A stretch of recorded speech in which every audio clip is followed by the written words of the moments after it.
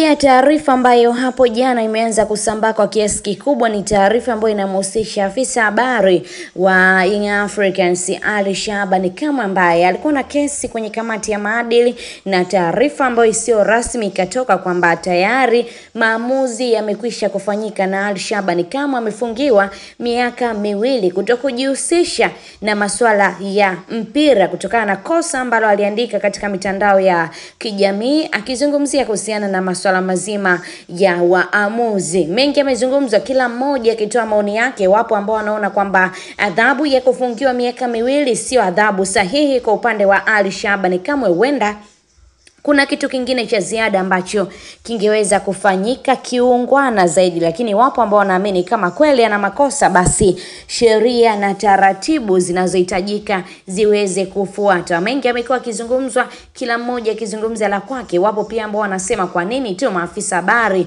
wa Young Africans ndio wanaonekana kukutwa na makosa haya mara kwa mara na kufungiwa tofauti na maafisa habari wa upande mwingine. Mengi yamezungumzwa, kila mmoja akizungumza la kwake. Ali Shabani Kamwe ni mmoja wa wanaafisa habari ambao wana ushawishi mkubwa sasa hivi, ni anasimamia club kubwa ya Young Africans, na hivyo kuna watu waliona kama kuna pengo pia litaenda kuonekana hasa kwenye ligi kuu soka Tanzania bara. Kila mmoja anazungumza la kwake na kila mmoja anatoa maoni yake, lakini bado kamati haijaweka hadharani maamuzi yao rasmi kuhusiana ili sakata la Ali Shabani Kamwe. Tuambie nawe maoni yako kuhusiana na hili, lakini kubwa zaidi usiache kusubscribe katika YouTube channel yetu ya Mtanange TV kama bado haujaweza kufanya hivyo, ili uendelee kujipatia taarifa zetu mbalimbali kwa haraka zaidi. Asante ambaye tayari umekwisha kuwa mwanafamilia bora wa Mtanange TV kwa kuendelea kufuatilia taarifa zetu mbalimbali